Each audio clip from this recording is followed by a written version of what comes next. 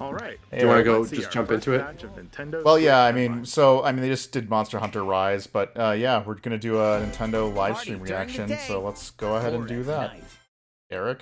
All right, here we It's go. almost time to party in the Mario Party Superstars game. Are we live? Along We're with live. Spaceland and Peach's Sweet. birthday cake. Are you seeing several other boards make their return. Mario Party? Take a stroll around Yeah, Woody well, Woods. which is already Watch out announced, for to be those fair. Monty moles. They'll change Basically, the they board's have like a direction Mario when you Party's least greatest expect hit, which it. is kind of cool. Travel between 2 islands and Yoshi's It is. Tropical I know that Island. you and I have spent lots of Toadette's time got the together star, but she might swap places with Bowser. Playing the punching each original other in the on arm. N64. Party day and night Yep. in Horrorland. Getting blisters on her That palm King from Boo just like statue is harmless waggling during the day. joystick as But hard at as night, possible. It'll swipe Yep. stars from unsuspecting players. Need a break from boards? Head to Mount Minigames and play in minigame-only courses. I'm Compete against just players fine. worldwide for the longest win streak in survival. Or work together in the cooperative multiplayer tag match. Mount Minigames will have 7 courses available. All And, boards and hey, minigame support You're online trying to play. track So PlayStation invite family, orders. PS friends, and Direct frenemies, just and opened get up a ready for the pre-order party of a lifetime. for PS5s. Yeah, it did. Mario PS Party Superstars Directed? launches Yep. on the Nintendo Switch system October 29th. Just trying to share the spotlight Pre-orders with are Mario available Party, I now guess. On Nintendo eShop. Yeah, right. Just an A FYI, new the Direct is going RPG to focus on cards. games that will be coming out this winter. I don't know how many surprises there's really going to be because they had an E3 presentation.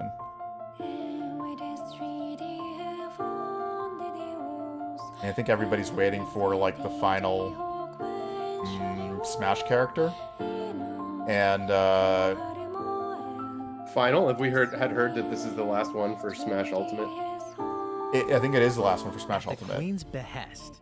But I'll be real Set off curious to on a see if there's any like fantastical journey to slay a fearsome surprise dragon. Honor, surprise announcements today. Everything in this Yeah. realm is represented as cards. Antagonists, shops, This strange man. towns, It is very and strange. violence in this fresh Um, take on tabletop RPG. Square off in turn-based card battles. I missed And a little the bit of luck. Determine the victor. What the, this the, is? the brand, yeah, or the IP. Yeah, A spellbinding experience.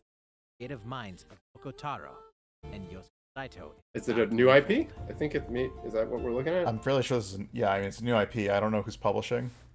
I mean I would Cards. guess Square Isle Enix. Dragon So, Board yeah. Voice Yep. launches of on cards, Nintendo Switch okay. October 20. Pre-orders There it and a is. free Well, at demo least will be it's available Square today Enix. on Nintendo. Must be like, you know what's popular these days is card games. What Virtual everybody card loves games. doing is playing card Become games a on hero computers. Or an absolute Yeah. disaster of a human being. That is that's an absolute You disaster. awaken in a hotel room in the city of Revachol, devoid of your memories.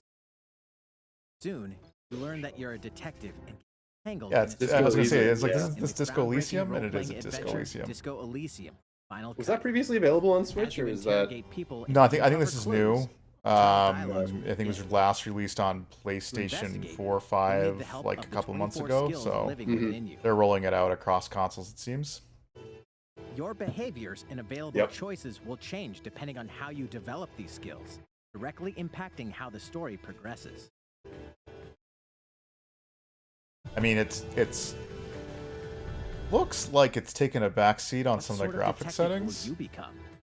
Yeah, Disco it's not Elysium, surprising. The final cut It's launches mostly with digitally. the characters Switch themselves October look like 12th. they're like Physical lower version poly of the count game than will launch early the on the 2022. PS4, PS5. Pre-orders for the digital I version think the begin texturing is a little today bit on lower Nintendo fidelity as eShop. well, or Yeah, so it must be like a native app on like some of the Uncover streaming more apps stories available or in Hyrule streaming Warriors games. Age of Calamity. More Hyrule Warriors.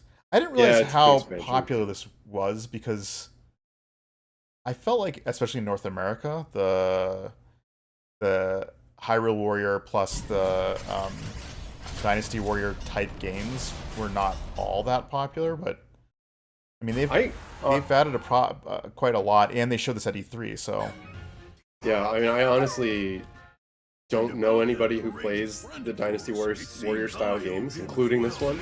yeah, But they are very popular in Japan. You're pretty So good. this could be, you know, this Nintendo Direct and all the Nintendo Directs tend to be global. yeah. And they pretty much always do so at least one or two things that are directly targeted to the Japanese market.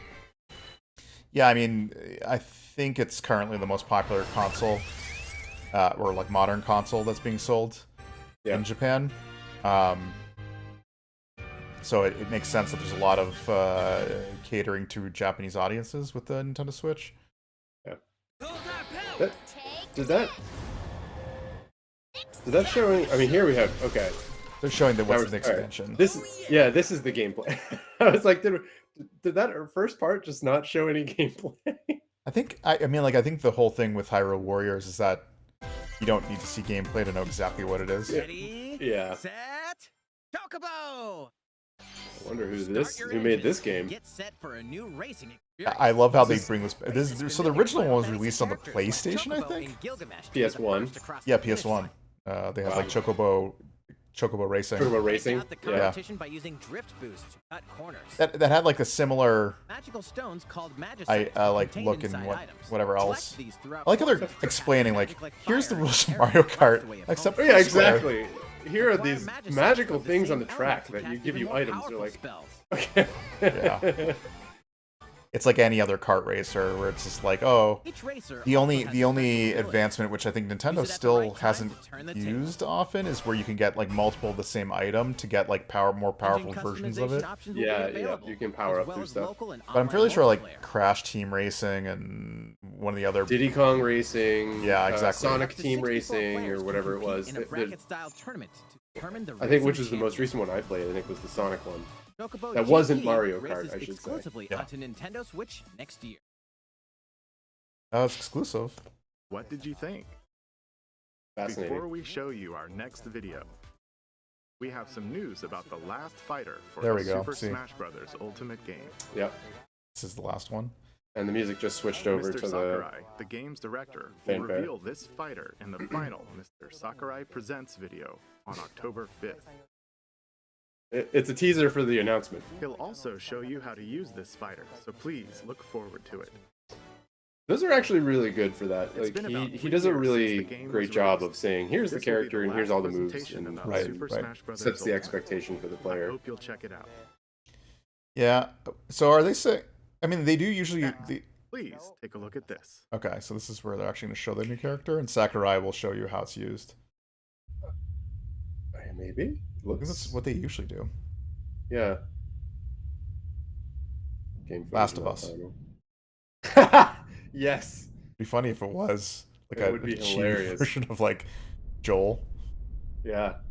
What post-apocalyptic game is within like the Nintendo / partners catalog? I don't know. I'm also not sure that this is the Smash Brothers thing. This might be in a different game entirely. Well, maybe Kirby. Yeah. Yeah, I think the announcement is that for the final Smash Brothers character is going to be. Yeah, this is a Kirby game. Kirby game. Yeah. Interesting. And the Forgotten Land in the nuclear fallout land. Yeah.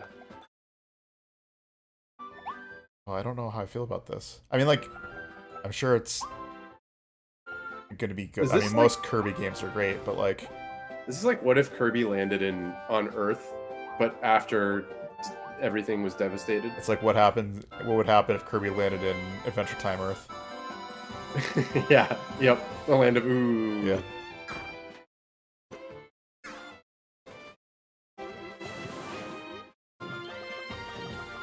I'm curious how this works because they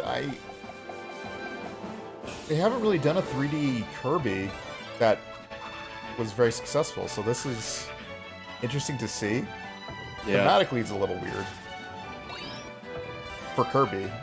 Yes, there are elements of it that are reminding me of Mario Odyssey. Yeah, it'd be interesting to see how open world or kind of open world adjacent. I'd actually almost say it kind of looks more like structurally, like design wise, is closer to like Mario 3D Land or 3D World or whatever they call it. Yeah, but those were more courses, right? Like there was This looks like a city. Like they've built a city. Yeah, it just looks more of like the That was locked the trailer for locked Kirby camera and the 2D Forgotten Land. forced 2D stuff that's in a 3D world at times. Yeah. Like In this Mario new game, you can freely move around in 3D areas using familiar Kirby 3D moves. areas. The setting also appears to be mysterious, filled with abandoned structures from a past civilization. Mysterious. What lies in store for Kirby? We actually get The Kirby's game is scheduled backstory. to release in Right. spring It's like 2022. a post-human human. We hope you'll look forward to Kirby's Yeah. new adventure. Next, Pretty interesting. we have this to show you. Please take a look.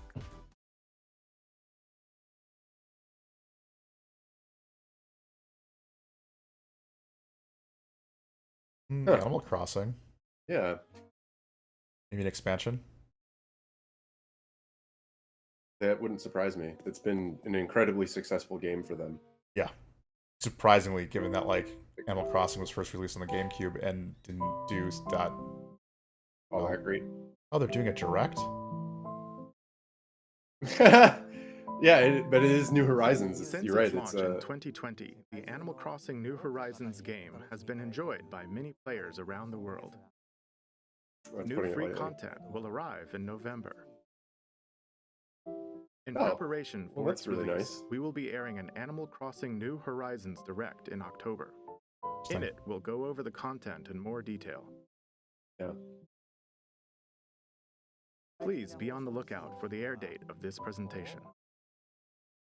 I mean, it's Let's kind of move interesting on to because more it kind of Nintendo follows a Switch totally different headlines. strategy than that Nintendo's usually But doing. historically, yeah. Two games, Well, that and just one like a game update, pervasive and lots of fun. world that they're actually trying to keep interesting by adding content to it, More- opposed to more free maybe. content is and it might coming be to the free, it Mario looks. Golf Super Rush game. Yeah. What it said. Chupa enters the fairway as a playable character. Now, did you ever Pick get out into tricky shots playing this? and dashes to I match haven't the played this. competition. I want to play this part. The Ninja multiplayer, will like also be playable. scramble version, looks Take amazing, advantage but I of haven't had a Ninja's chance to blinding play it speed yet. to outpace opponents. I feel like this is best for couch co-op, and I don't. Two courses are also During the being added. pandemic, I don't. I don't have people. You don't have the These couch additions anymore. will come So, swinging yeah. in as a free software update later today. See, I like this approach that Nintendo is doing, which is just like adding value to its products What's this? Yeah. for free. Invitation. Give You're like more invited to legs live in a to its magical software, world which I with think Mickey is Mouse smart and given dozens how of much Disney characters. like Nintendo relies on like Spend 2 or time 3 with games a Disney year that friends. essentially make up like Craft your own 80% of its whimsical sales. costumes and furniture, Yeah. and The explore interesting thing is they delightful kind Disney-themed of worlds. have shown that All works with downloadable Mario Kart content 8. from the I original mean, Mario Kart Nintendo 8 3DS was version originally is launched, included. what, like Disney 6, Magical 7 years World ago, 2 and it still Enchanted is one of the number one Soars sellers. onto Now I thought with sellers 8 though, this they focused on non-free content, like you had to pay for new carts and That's whatnot. true. They did, and then they released Deluxe, and I don't think there's been a DLC for Deluxe.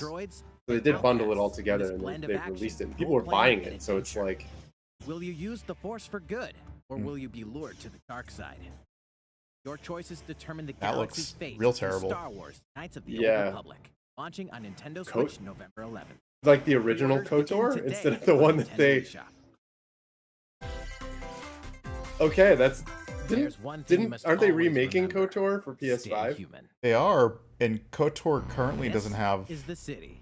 because Humanity the code base is strong weird in the sense that like virus it's that owned by turns Lucas, people but the into code the base is owned by In BioWare, the and cloud BioWare version, doesn't have the rights to Dying Light, release a unless human they needs to specifically master both work Maybe with they Lucas worked to out the deal. re-release it. combat Yeah. to survive And in Disney. brutal open They just world showed it action with RPG. another Disney Explore title alone. update. So Up to 3 other players in Yeah, an maybe. online They said co-op free money, to sure. unravel the dark secrets of those in power during the day.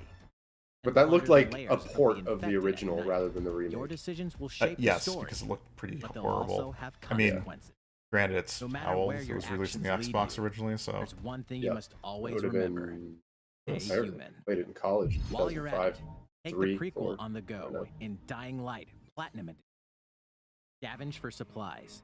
it is really Weapons, interesting to see how and many face hordes of the third-party games infected. have made it to Nintendo Post-apocalyptic for like open one of the first consoles in a long Dying Light time 2 where Stay there was Human actually broad version third-party support launches for on it. Nintendo Switch Yeah. February And 7th, I will- 2022. Go ahead. Go ahead. A free I was gonna demo say that also I've launched had, the same day on Nintendo eShop. Dying rough Light experience Platinum with Edition some of those comes games to that, Nintendo like I Switch played October through 19th. Pre-orders Bulletstorm begin with today the Duke on Nukem Nintendo mod eShop. on the Switch, and there were many situations where I was like, this would be so much better on another console. Or Well, what I'm kind of like surprised by is in Triangle Strategy, a fiery chronicle of war how much mature content is making its way to Nintendo. Yep. Your actions will lead you through a riveting story. I mean, it says something about who the user base is, so. End. I am excited for this because of the aesthetic. And also, the last tactics style game I played was Final Fantasy Tactics with you on your PlayStation. And I remember we died almost instantly. Yeah, that game was brutally hard. Yeah. That required like so many, like you'd have to go back and try again. Yeah, and if you lost some of your fighters, it's tough. The ability to review previous dialogue. Yeah. And streamline. But I played through what was it? The Octopath Traveler, which is this aesthetic, and it was the game was excellent. My hope is that this would be more of that. Launch on Nintendo Switch March 4th, 2020. This is the one they sort of teased at the last Direct, I think, right? On Nintendo or during their E3 thing. I believe Metroid Dread. Yeah. I actually saw their like exploration video, and some of my complaints about it not being exploration driven were kind of addressed by that. They actually do show a lot of the staples of what you expect from Metroid games being present in this. So I'm hopeful that this actually does a better job of like maintaining the Metroid adventure focus, like exploration adventure focus, than like, you know, battle mechanics, which no. Yeah, or the being hunted. Yeah, I wasn't a huge fan of it in was it Fusion? Yeah. Where like you end up finding a doppelganger of yourself that comes after you.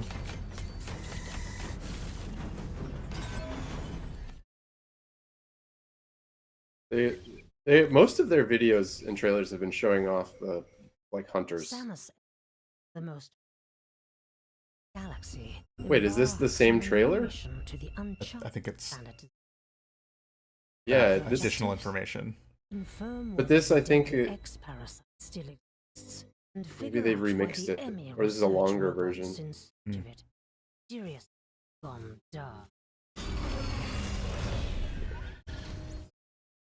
Early readings reveal the planet divided with its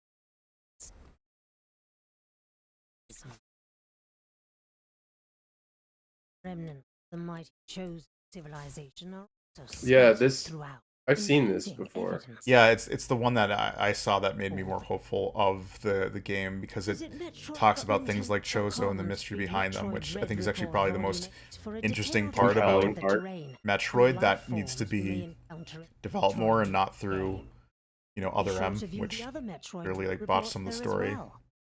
Yeah. To prepare dangers that lie ahead.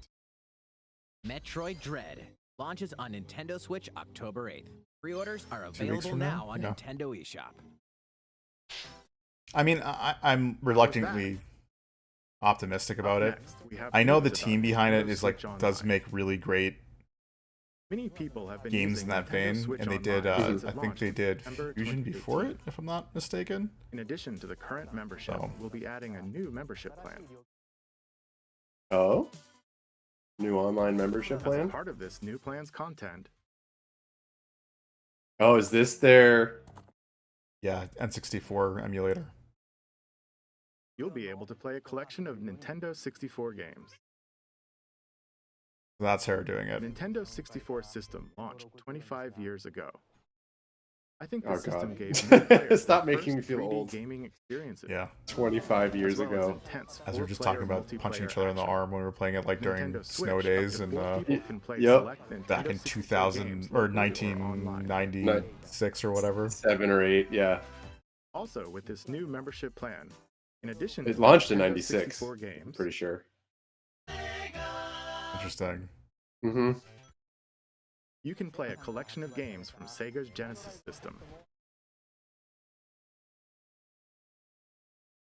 This means you'll be able to play these classic games whenever and wherever you like. Streets of Rage and Neck of the Dolphin. I can't The be new mad at plan that. will include all elements of the base Nintendo Switch Online membership. As well But the as question ability is, to play the included Nintendo 64 and Genesis games. yeah, they're included, so this is sort Nintendo of Switch Online. What I don't understand though is like I know there's NES games and This Super new Nintendo games membership as plan well, will be but added those in are late paid for, October. right? Like you have to I repurchase think them. so. I think so, yeah. Of course, I you'll still still be kinda- able to continue using the existing plans.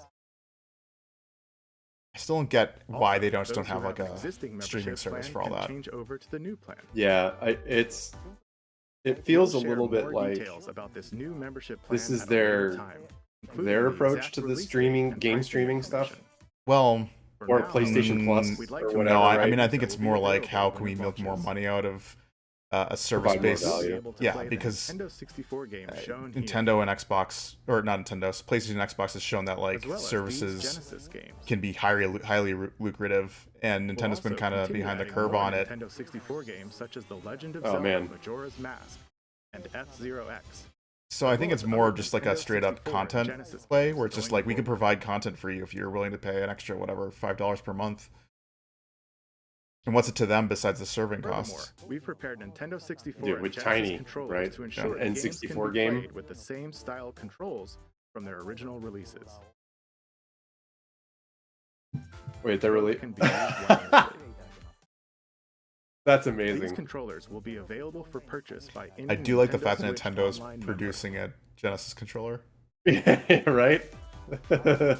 We hope you'll look forward to this new. To be membership fair plan. though, the Genesis controller, Nintendo unless you Switch want Online that plus feel, expansion pack. I assume that the Nintendo That controller, was- like the Let's see NES the controller, Nintendo Switch just is headlines. fine, and it's a better controller than the SNES controller is better than the Genesis controller by far. By a long shot, yeah. And that's the lame version too. Well- they have the ABC XYZ Cyberpunk meets controller, fantasy right? in The this six say- the six collection buttons. of cult classic RPGs.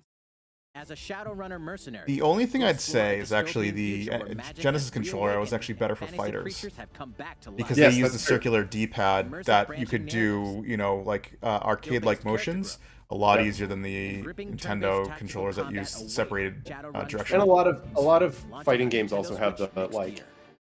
light, medium, heavy.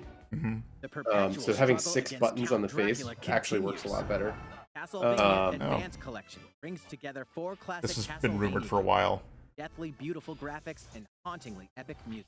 which actually is The great Rewind. because those Rewind, Button oh mapping boy. features those also GBA ramp up your fight against evil. All Castlevania original games versions are of each game, pretty great. as well as a gallery mode with never before seen artwork are included. Castlevania Advanced Collection launches on Nintendo Switch. They're not later as good as today. Symphony of the Night, if I'm honest. I played, I think, most of those, Almighty Classic Mhm. returns. but Oh yes! yeah. Oh my god. Oh, what? Remastered? Oh, The Here we classic go. Super NES game ActRaiser returns on Nintendo Switch. Okay. Now remastered in I think this was like a launch as title the for Lord the of Light, SNES. It was. Almighty God. Yeah. Only And you can save mankind I from the still forces just of listen to the Townsburg, music. the I have Lord of a Dark.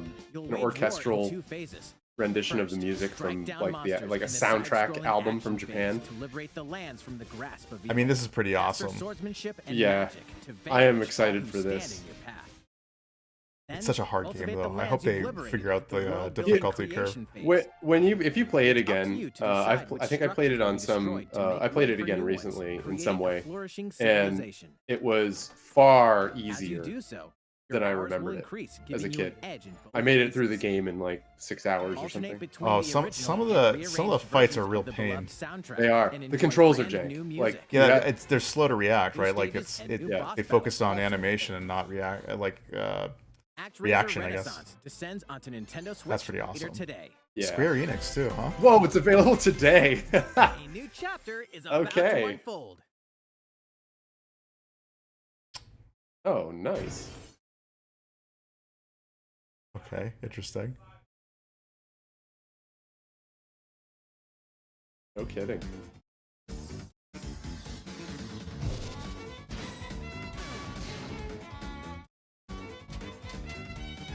Yeah, this is Is this Undertale 2 or something? That's what I'm looking at. I'm like, this does look like Undertale, right? Yeah, it's the same font and art style. And some of the like odd gameplay mechanics and kind of weirdness, but yeah, I mean, like it 100% looks like Undertale. Deltarune Chapter 1 and 2. Weird. I wonder if it's... Yeah, like honestly, it makes you go, it's like, did someone just cop the art, or is it like the actual creator? Been the same. Yeah, it must have been the same person. These are the throwaway games they're just doing a compilation.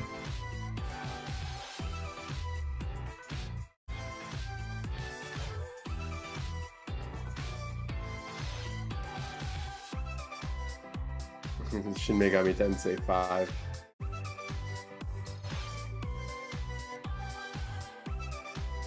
Wreckfest. Not Destruction Derby, Wreckfest. Right.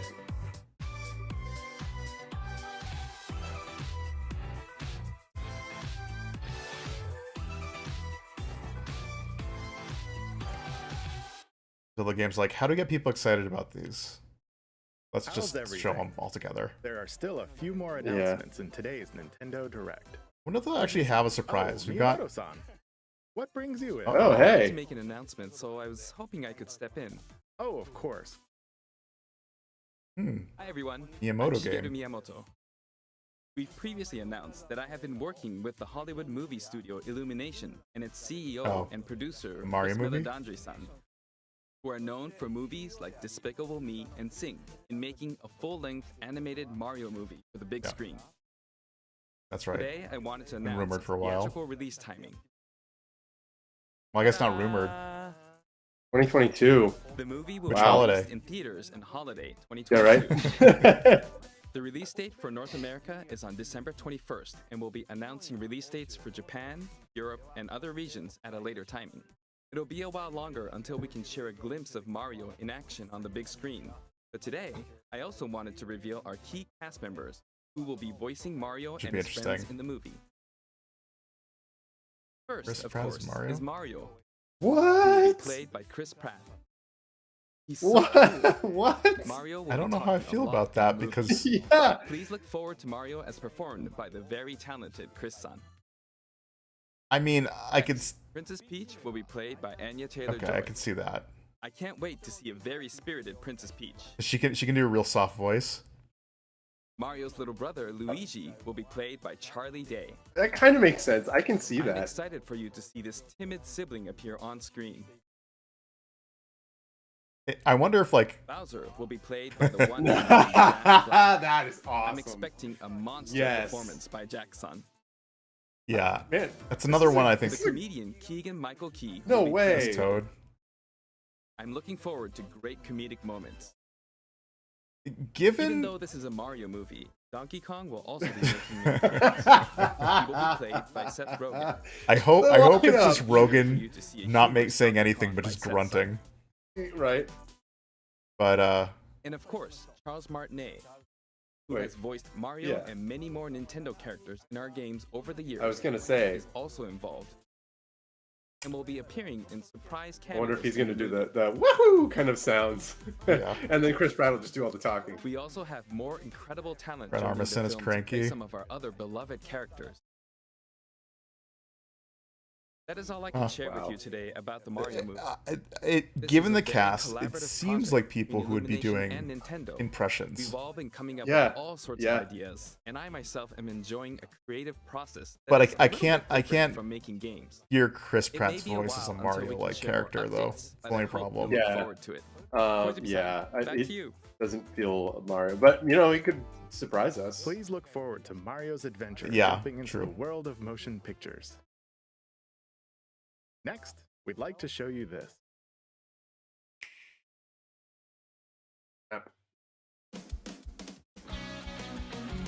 Sonic Colors? Or is this a different... Oh. Oh, it's Splatoon. Splatoon 3? Did that music not sound like Sonic Adventure? It sounded almost like F-Zero to me, honestly. Interesting.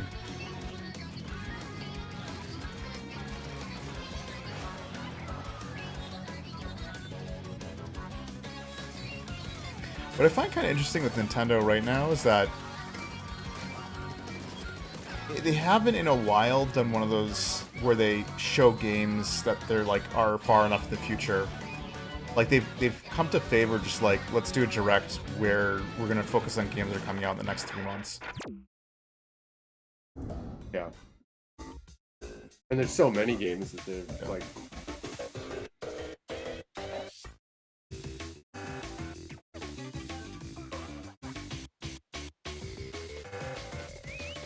And as Splatoon was popular, but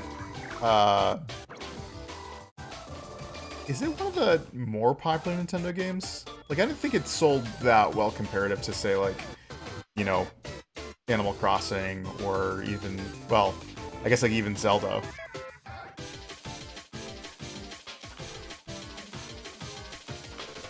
Which I want to say Zelda was at like 15 million units. Yeah, it's. I'm not sure. The people that I know who like Splatoon are actually some of my my female friends. Yeah. And I'm not sure if that's, you know, just the group of friends I happen to have of those sets. That's how it works out, or if that's actually something that is like it's more popular with women than men. Well, then you're stereotypical a gamer, right? Like it might be the case that too, that the way Nintendo controls its online community, that you can have a competitive game that's not full of toxic behavior. That's right. Squids that can transform into and it might be like, you know, it's a first-person shooter in a way for that kids. Actually, my nibbling, Theo really likes that game quite a bit. So far. What did you say? Nibbling? Yeah, that's the gender-neutral nephew-niece term. Centered around Splatsville are the Splatlands, a place long kind of a strange by term. advanced sea creatures. It is. It does sound. You get used to it. Well, because it sounds like sibling. Yeah, it's your sibling's its distinctive child. Like niece, nephew both start with N, so I assume that's where it came from. It's like sibling, but at the N tier, like going down to niece, nephew level. I thought it was just a new weird term to like talk about like how you have like creative terms for like like familial people. Yeah. So I thought I was just like one of the this is what the cool kids now call, but right. I realized it's a general neutral way to just relate to nieces, nephews. Yeah, it's similar. There's also aunt and uncle. There are other terms for that as well, because those are genders. Hope it's not. I don't remember. What's that? I said I hope it's not nuncle. No, that may be one, or nant, or something like that. I don't remember.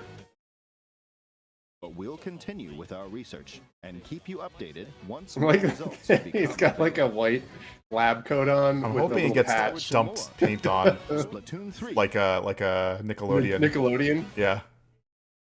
That was a little bit of a Dragon Ball right there. See you next time. Well, he's making a 3 with his body. But backwards. What did you? Oh no, you're right. Yeah. 3. Yeah, Splatoon I guess 3, that's right. taking place in a new world, is scheduled to release in 2022. Please look forward to future updates. Okay. This is the last trailer we have to show you today. Please take a look.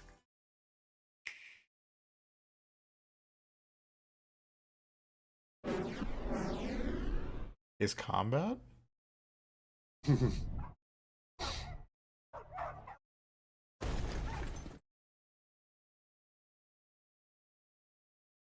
I'm assuming this is a big announcement, but what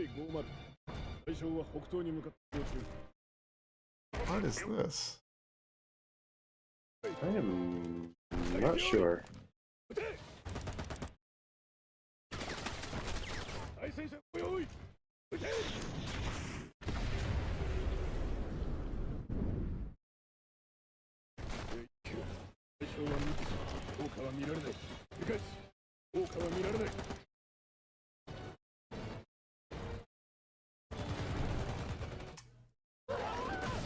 Not sure how I feel about the.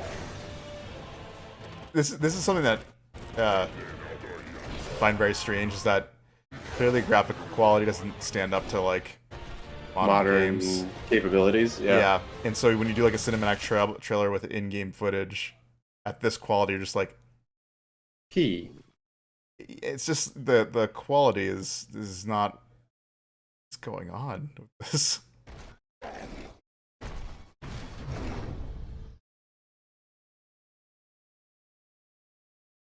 Bayonetta, there it is. Yeah. I guess there's a B maybe for Bayonetta. I mean, it has been a long time in the making because I think it's been like 4 years ago since they announced the third one. Unfashionable, but I'm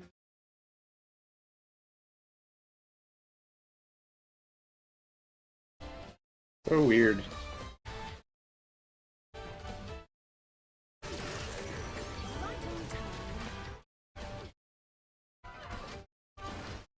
Yeah. I mean, these... I wish I could get into these games. I played the first one and I played Devil May Cry, second one. But I think after the second Devil May Cry, I was pretty, like, down on these games. And I did give Bayonetta a chance, but it's just like, these games just aren't for me. Because I don't have the patience to, like, try to get the highest ranking. And the stories just aren't there to compel me through them. So, like, these are games that are very heavily dependent on you being really engaged in the combat systems. Yeah. And I'm just not. I gotta say, I'm also, aesthetically, they're so over the top and sort of, like, trope-tastic that,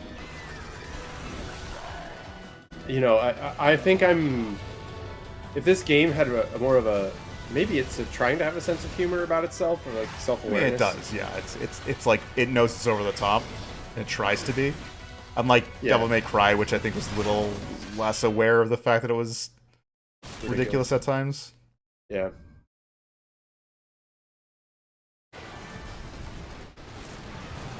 But yeah, I mean, for me, it's just. I gotta say, it's pretty impressive what they're getting on the Switch, though. Yeah.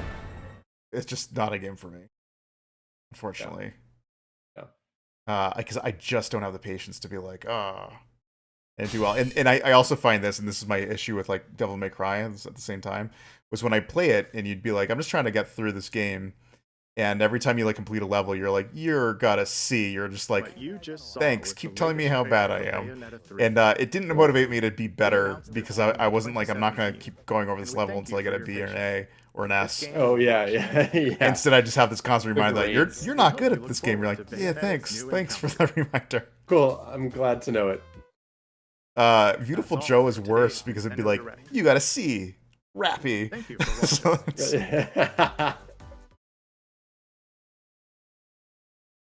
That really hammered it home.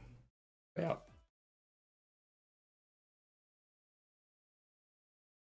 All right. Well, that's like the direct. Yeah, that was the direct. Yeah. Let's go back to two-person mode. Gotta minimize this. Yeah, so let's see. Yeah, so what did you think about it? You know, I think overall it was fascinating. There's definitely a little bit of everything in there for everybody. You know, mostly it seems people who are Nintendo IP fans, they kind of did focus a bit on that with their like online bonus features with the free games. Presumably those are free. And the like, you know, the Mario Party stuff, the Mario Golf stuff, all of the updates that they did for their own properties. And then they had a few. It looks like they're really tight with Square Enix right now. Yeah, I mean, I think the whole thing is that a lot of Square Enix properties are more popular in Japan, and given that the Switch is as popular as it is with Japanese audience, that it makes sense. Yeah. So Square has become like very strategic about where it lands its titles at this point. Mm-hmm. You know, it's like Final Fantasy VII Remake or whatever. I know Sony struck a deal with them, but you know, it's a game that was released on next-gen consoles, and I don't think they had intentions to release it on Nintendo. At least they were kept from being able to release it on Nintendo for now. So yeah, the amount of effort that they put into kind of pushing what Unreal Engine 4 could do for that was like they basically would have to remove entire features and graphical settings to get down to hit spec on a Switch. yeah. Yeah, and then you also look at stuff like what's it called? Forspoken. Mm-hmm. It's still streaming and making noise. Oh, the game is, or the video? Yeah, I just went to the next video. Oh. Yes, anyways. Forspoken, right, is a game that's targeted PlayStation 5 and presumably Xbox, unless there's some sort of exclusivity deal there. But yep. Yeah. Square is definitely like picking and choosing where its best placement for its software is at this point. It's a very different strategy than what they've done in the past, which was like for the longest time they had exclusivity deals, and then they started like branching from there, and then they were like very firmly stuck in like PlayStation 2, Xbox, and now they're just like, we'll release where it makes sense. Mobile, PlayStation, yep. Nintendo, whatever. You know, so it's kind of interesting. It's almost like they realized we're a company that's in the business of making money, so like, yeah, right. let's match the product to the platform to maximize profit. And I think they're also looked at like, I don't know if you'd call it successful with the Marvel's Avenger game. Yep.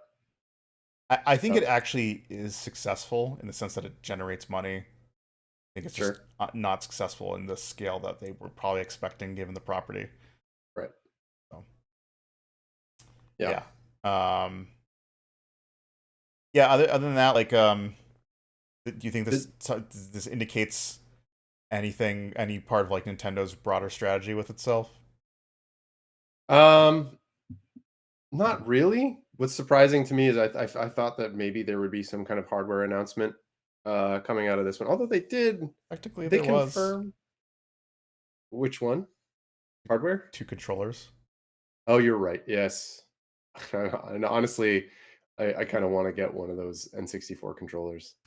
Yeah, I mean, if it's as good as it was, I'd be really curious to see if they if they carry it over, right? Because the interesting thing about Nintendo's joystick on the N64, that made it feel so different compared to say like the PlayStation that had the analog sticks, was that they used far more mechanical pieces in it that allowed for more minute movement that would still read and translate well, with a good degree of like looseness at the very beginning before it started actuating, which made for like a good like it's sort of like an elastic band effect when you press the trigger forward. It's like the first couple of inches, like there just wasn't that much response, but as you push forward, you'd start getting the accelerating. Yeah, the acceleration. And I don't think it was just because of the way they implemented it in things like Mario. It's like the hardware itself, I think, had that function in it based on the way it was built. But the downside was that there was so many mechanical plastic gears in it that you'd get like the wear down until like the point where like the center position, you could just like shake the controller and the stick would do this. Yeah, it would just yeah. And I know that a mutual friend of ours would complain to Nintendo, write to Nintendo and say, my controllers are falling apart in the middle, and they would literally ship him bags of like the joystick, the joystick assemblies itself. Yeah, and he would just swap it out and have a fresh controller again.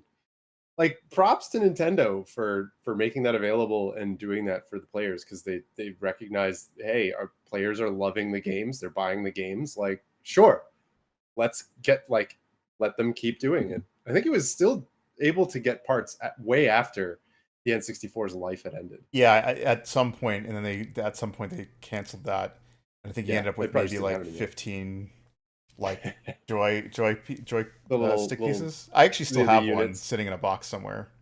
That's awesome. Yeah. Well, I don't have any more N64 controllers. Anyways, the point is that I wonder if they'll go with a modern analog stick assembly, or if they'll actually like go back to the way that they had assembled the old ones, and go back to like the mechanical joystick that gave like the N64 its particularly interesting feeling like 3D control system. Yeah. That should be interesting. Yeah, but what were you expecting as far as hardware goes outside of controllers? Well, something Switch related, like either a new update, but I think they did that fairly recently, right? They did like they did the E3 presentation, and like 2 weeks later they're like, OLED model. Yeah, that's right. It was the OLED. Yeah, and everybody's like, with no other spec bump. I still find it very odd that they did not announce it at E3, and the only thing I can think of is like, because it was not what the rumor mill was expecting, they're just like, this will flatten the rest of our E3 presentation, so we'll do it 2 weeks later, and we'll kind of make it under the table, like not on the table, but it was like a quiet announcement. They just kind of dropped the video, and everybody's like, what? It wasn't a new hardware change. It was just basically the OLED itself was a replaced panel, but the hardware, the fundamental hardware, is the same. Like they're still same chip size, chipset. Didn't get any more battery improvements. So, I think the only other thing was the dock itself was new, and now has an Ethernet port built into it. Right. So an improvement. Yeah. It's just not the Switch Pro that everybody knows exists, but is unclear of how, because it got conflated with Switch OLED rumors that I don't think people can make sense of it. However, I will say this: if we look at Nintendo's like roadmap, or not roadmap, but like the behavior before, especially with their handheld consoles, they tend to do late hardware revisions to their hardware before they release a brand new one that happens like a year to 2 years later. So it wouldn't be surprising to me if that by next year they actually announce like a Switch Pro. The real question will be is like, how exactly do they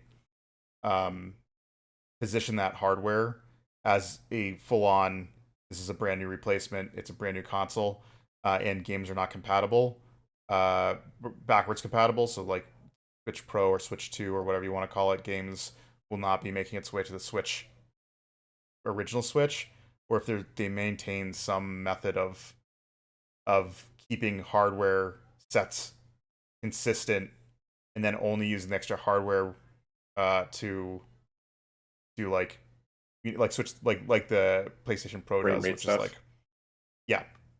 But given that NVIDIA is no longer producing the Tegra chip that Nintendo's using for the Switch, I don't know how they would do it. They'd have to if they were to do like an incremental upgrade for the Switch 2 that allowed Switch 2 games or Switch Pro games to work on the Switch 1, then they'd have to be fabricating their own hardware at that point.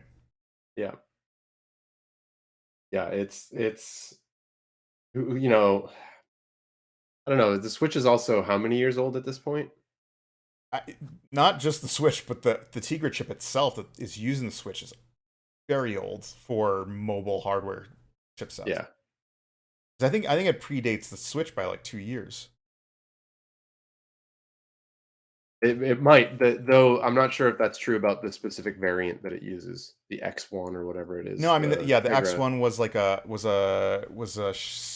shift to a smaller 2017, so they're at 4 years right now. Yeah. The Tegra chip or the Tegra whatever it is. No, that's the Switch itself was 21 or sorry, is 2017.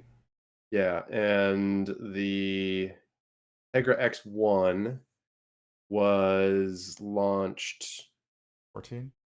Wait, what? No, officially it's Tegra X1 Plus. Oh, that was 2019. But the date for when the X1 came out? I'm fairly sure it was the hardware that they're using in the Tesla Model S. Tesla Model S predates, is like Obama era, so that'd be like 2014. if not. Yeah, I mean, in summer of 2012, Tesla began shipping Model S all-electric sedan with 2 NVIDIA Tegra 3D computing modules. Which I think was the X1. No, the model's unknown in there, according to Wikipedia at least. Okay. Although it says T30 for the Tegra 3, which was codenamed Kal-El. What was the second And then one? Like the Jor-El? Then the right. Tegra 4 was codenamed Wayne, and that one was also in the Model S. Yeah, and then that's it for the Tesla ones. The X2 was also in Tesla Vision. 2016. K1 was Tesla had been apparently using them in various purposes for their visual computing module, VCM. Yeah, because I think they needed like a cool, relatively cool running and inexpensive CPU to be running their pretty advanced for the time car UI UX and its vision system. Yeah. So it looks like the availability of the original X1 presumably would have been 2015, Q2 2015. So it would have been 2 years old by the time this Switch launched. Yeah. Because in 2019 there was the X1 Plus. Just I think what they use in the Switch Lite. Yeah, I think so. So I think they pushed that one into the Switch Lite because it was slightly more battery efficient. Yeah. And it made sense at that point. Smaller die. Yeah, it went from a 20 nanometer to a 16 nanometer die size. Yeah. Outside of that, it did end up with higher amounts of. They upped the frequency as a result of being able to do that as well. Yeah, but I'm not sure how much of that translated into the actual Switch. Yeah. Right. Yeah. Nintendo very well could have been like, "Yep, but we're not going to use it." And, I mean, not only that, but also for efficiency's sake, if the higher you run your clock speeds, the more power you run through. So it might have just been advantageous for them to say, "No, cap it," running at a lower frequency and therefore lower wattage. Yep. So let's see, which Lite wiki. I just wouldn't be surprised if we get an announcement for a Switch Pro next year, late next year. Yeah, or Switch 2 or whatever they want to call it. Yeah. It'll just be really interesting to see how they position it because the president of Nintendo had mentioned that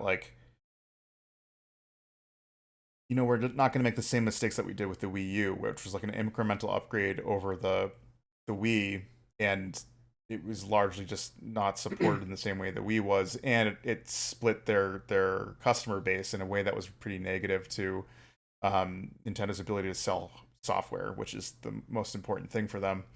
So they we don't want to do that again. So I really don't understand how the Switch 2, Switch Pro works into this. Mm-hmm. Especially given that compared to the PlayStation 4, Switch isn't that old. Compared to that, yeah, that's correct. Yeah, it came in late in the PS4's life, or halfway through it. Well, I mean, it's what, going on to 5 years now, and it'll be starting its 5th year, I think, in November. And so the PlayStation 4, on the other hand, I think got what, 7 years, 7 or 8, yeah. Yeah. So given their past statements, which is we don't want to split our consumer base, but given the fact that the Tegra chip is no longer being manufactured, they either going to roll their own and create their own custom Tegra chip that the base instruction set is the same as the Tegra that they're running off of, or they've convinced NVIDIA to make some sort of hardware that's the Tegra chip, but is accompanied by a co-processors that can do other thing without having to change the base game. Yeah, I mean, as long as they have the ability to run the same APIs, right? It's less the micro architecture problem and more the API compatibility. If the code says draw a triangle here, as long as the environment on the machine is able to interpret that and do the right thing with it, uh, in the correct sequence and handle all of that stuff, then it should be somewhat compatible and Yeah. just be able to run it. Which you know, I don't. I've never looked at Nintendo's APIs. My understanding through like whispers on the wind has been that they have their own like OpenGL like set of APIs limited it to graphics, right? Because you're stuck effectively with ARM, and as your instruction set with like was it MIPS, for the CPU side, but for the GPU side, the commands that get sent, they basically are writing to memory and then sending that to the GPU to handle. So yes, you do have shaders and stuff, but different shader models, like as long as there's a translation unit there to compile them into something that'll run on the GPU, that's a lot of, you know, driver support stuff that can be done. You know, Nintendo has always been in control of their environment for that type of thing. Real quick note, you're absolutely right about the X1 versus the X1 Plus. Nintendo did downclock the X1 Plus and capped it at the same exact frequency as the original Switch. Which makes sense given that they were sticking it into a handheld. And I also think that was one of the benefits of the Lite, was that it had longer battery life. Well, it had to. It can be docked in anyway. Portable. But, yeah. Oh, true. Yeah. Just sit there plugged into a wall. But the new Switch OLED unit also uses that chip as well. So I don't know if the rest of the line has, like, does the red, like the original Switch unit, that nano LED. I'd also assume it uses the new Tegra X1 Plus, but for a while it didn't. If it does now.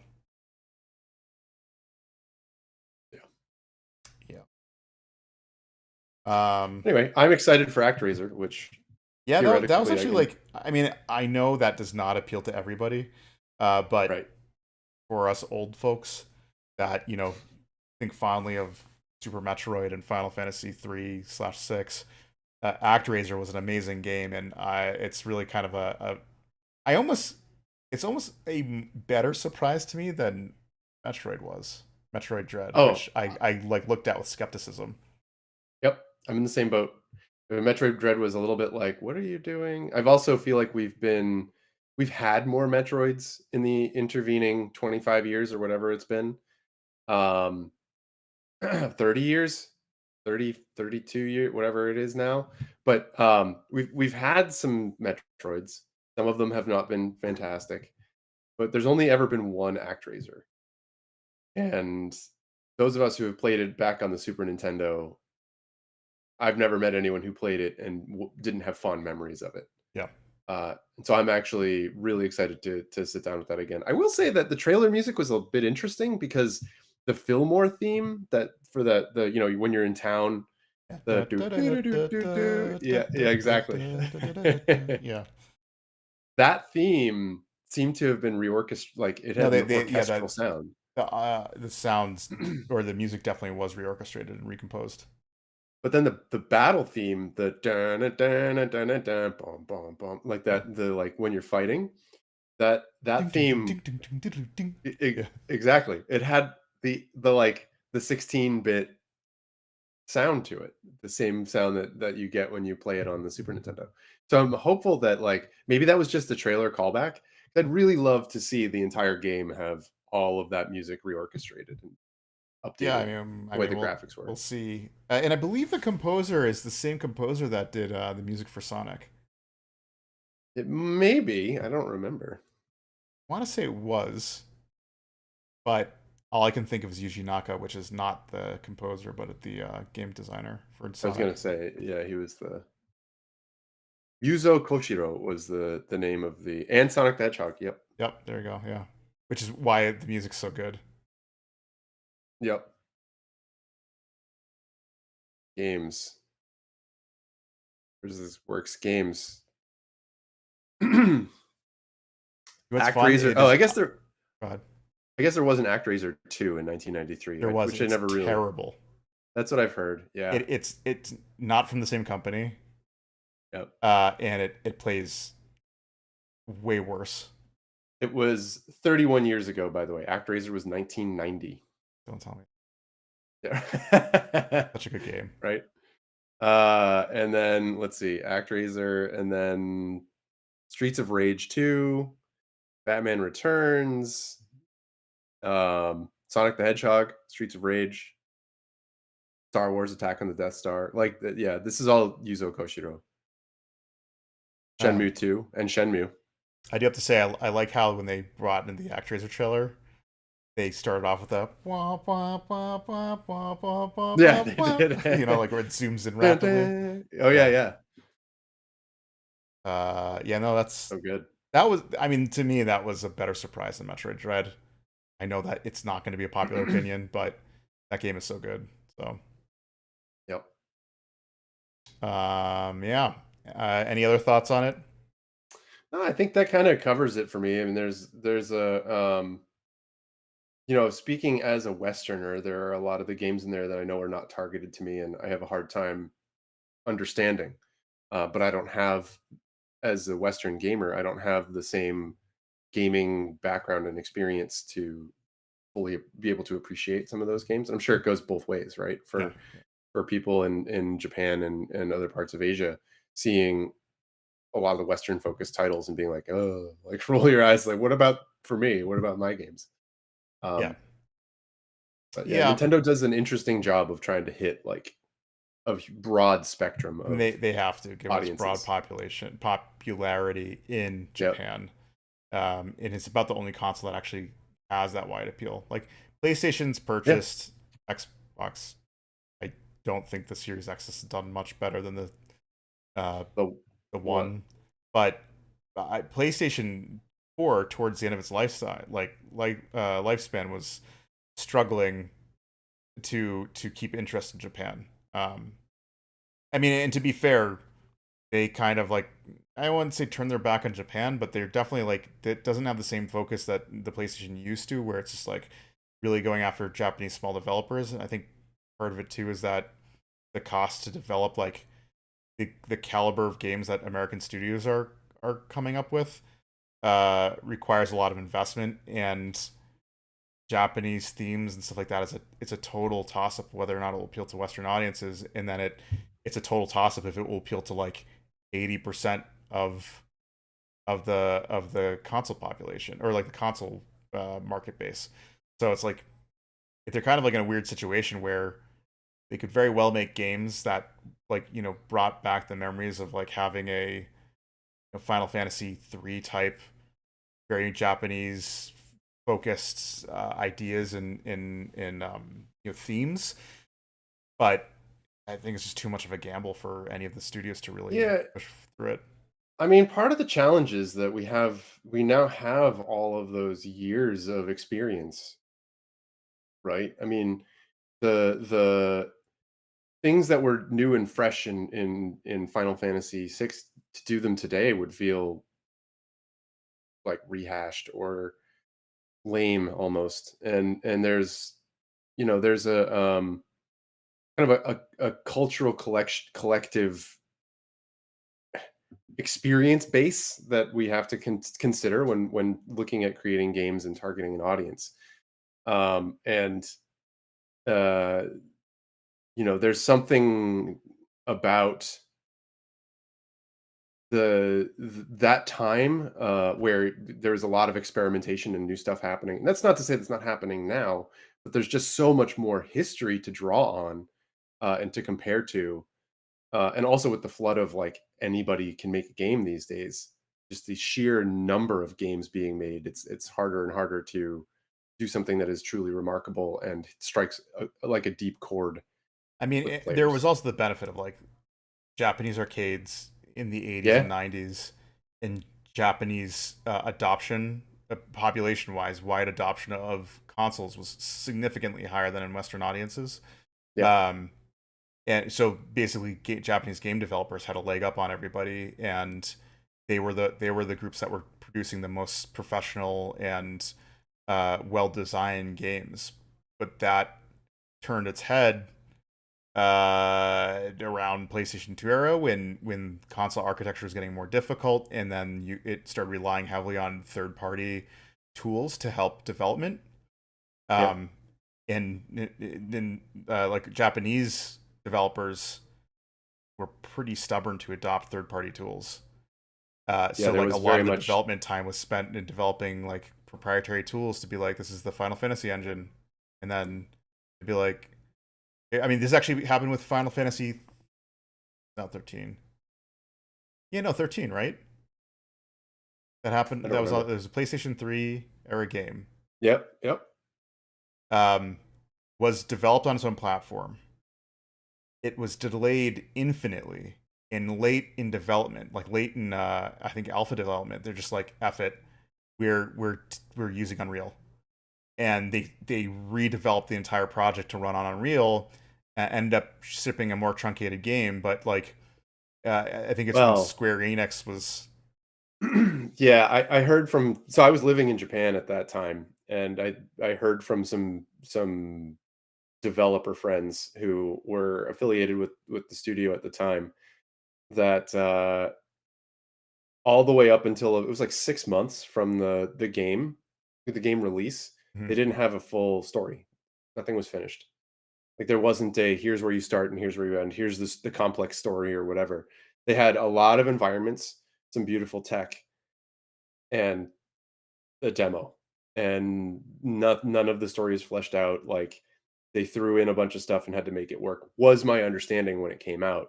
What people had told me, they were like, yeah, the whole company was scrambling to get something done, which to me spoke a bit about the mismanagement. It almost felt like there was a whole lot of hubris going on there with where Final Fantasy, we have to, like, it's going to be amazing. It doesn't matter. Yeah. And it, at some point it became graphics over gameplay and story in particular, which had always been, from our childhood. Yeah. The draw of Final Fantasy was playing through an epic story, not looking at pretty graphics. Final Fantasy VII hits, and there's a bit of an inflection that starts to happen. Yeah, it's when they're like, look what we can do with full motion videos and the type of story we can tell. And I know for people who Final Fantasy VII was their first game, they were, it probably captured their attention in the same way that like Final Fantasy 2 and 3 captured, which I think is what 4 and 6 in the actual series numbering, captured our attention. And when 7 came out, we're like, what is this? Why is there so much concentration on telling these like complex stories when in reality I like the simplicity of, Final Fantasy 3, which is there's a war between humans and these magical creatures, and the war was amplified to the point where these magic creatures went into hiding, and the humans were using the magic creatures to harness and use for like devastating war weaponry. And in the center of this entire story is a half human, half magic creature that it doesn't know where she's from or why she's here, and you slowly unravel her story, which is far more simple than there's a big corporation that is sucking life out of the earth, and there's a creature called Genova, and Genova is helped create Sephiroth. And at some point you're just like, I don't know what the story plot is in this. So yeah, it starts out like sane enough, right? You're like, okay, I'm on a team that's trying to fight against this corporation that's like ruining the earth. Awesome. Right. And it gets all sorts of weird with like mythical things and stories about like complex stories about exactly what you just said, where it's like, okay, where is this coming from here? And at some point I just lose. I remember playing through it basically twice and losing the story thread at some point and just being like, I'm gonna keep playing this because of the character. Yeah, I mean, I even to this day, Red 13. Let's play Red 13. Even to this day, I'm like, I know there's Genova. I know it's about the Earth fighting back against humans who are trashing it for all the energy it's worth. Yeah, Sephiroth is in some part an agent of Genova who wants to destroy Shinra, which is the megacorp that's destroying things. And Cloud, guy. Yep. Blue eyes. Who somehow is like related to Yeah, oh, I Sephiroth, mean, maybe? he was the same soldier Soldier program. program. Yeah. Yeah. But yeah, I mean, it's a convoluted story that doesn't make that much sense. Yeah. Yeah. So I mean, I think with the only return to form really being Final Fantasy IX, which went back to like, medieval-ish magic lore, but even still, like that's got a pretty crazy story because you play, Zidane. Zidane or whatever. Zidane, yeah, it's like this weird clone hybrid guy thing that was developed in a test tube. I honestly never played more than like an hour or two. No, I played through that game, but yeah. By the time the game finished, it was like I don't really know what happened, but fun. Yep. Yeah, but at this, I guess going back to the original point, which is like what happened to Japanese studios and why like there's been such a division, is that like I think American and Western game development companies have really upped the production quality and the innovation. The strongest innovations not happening at Japanese developers, is happening on indies. And so like where does Japan fall into that? It's like, well, they're not really on the innovative front anymore, and they're not really on the production quality front anymore. They're in their like own like, well, let's cater to Japanese audiences mostly, which I mean is a thing. There's what, 20 million Switch owners that are in Japan, maybe more. In Japan? Yeah. I'm not sure the number. That sounds feasible. I think there was 105 million Switch units sold. Yeah. Based on the wiki numbers. Yeah, so I mean, if you're producing games that are like in the $1 to $10 million range, like you can sell 5 million units at like whatever, a $15 profit for each one. You're gonna do pretty well. You're gonna make your money back. So yeah. Anyways, any other takeaways? Not really. Not for me. It seems as though like. I think for me the takeaway is that I'm finding it more and more difficult to be excited about the Nintendo offerings, with the exception of some of them, like when they do something fascinating, like what's it called there? The ActRaiser. And I will say Triangle Theory, whatever that was, the tactics style. Oh yeah, like the tactics style, like a Final Fantasy Tactics based game that's made from the Octopath Traveler developers. Yeah, there's something to me about the graphics and the graphics capabilities of the Switch. I feel like a lot of the game developers are just taking old titles and putting them on the system, or they're taking somewhat new titles, down resing and like making them graphically very plain and fitting them into the Switch just as almost a money grab. But there are some titles where, when it's developed for that platform and you have that limitation in mind, that you can do some amazingly beautiful things and still make compelling experiences. And to me, Octopath Traveler was exactly one of those things. Yeah. It felt like a current gen title back in 2018 or 2019, whenever I played it. 2018, I think, when I played it. And Triangle Theory looks that way as well. Like everything looks very crisp. Yes, it's like it's all sprite based look and feel, but all of the effects and everything that go with it are like depth of field blur. There's all these really nice effects that go onto it to make it feel polished and wonderful. So I mean, and their whole thing, like their whole development ideas, like let's take Final Fantasy 3 era game, let's take Final Fantasy Tactics era game and rebuild it in a way that uses some of the modern game design ideas and techniques and whatever else, but still make it firmly in that widely popular genre without straying too far from it to make it feel like a totally different game. Yeah. And I think to me, the Switch excels at two types of games. One is the very simple cartoony art style that are things like Mario and I guess Kirby and Animal Crossing. And you can do amazing things with those games as long as you manage your scope and you manage your expectations for audience and whatever. And then there are kind of the smaller artsy games like Octopath Traveler, and I know that's all the same art style. It's like one example really, but those games really do hit that sweet spot for me of like not feeling like it's just making me wonder, why am I playing it on this when I should be playing it on a different console, probably for the same price, and then I'll just have the like 10 times better version. Yeah, it's the Switch has a bit of a weird spot right now, I think, with all the content being pushed into it. Well, and I think for a lot of developers, it's like easy enough. Like at this point, if I made it on a relatively modern game engine, it's maybe 3 to 6 months of additional work to get it on the Switch, and the Switch has a large enough install base that that it may be a pretty easy cash grab or a pretty easy turnaround on the development cycle versus the potential sell through.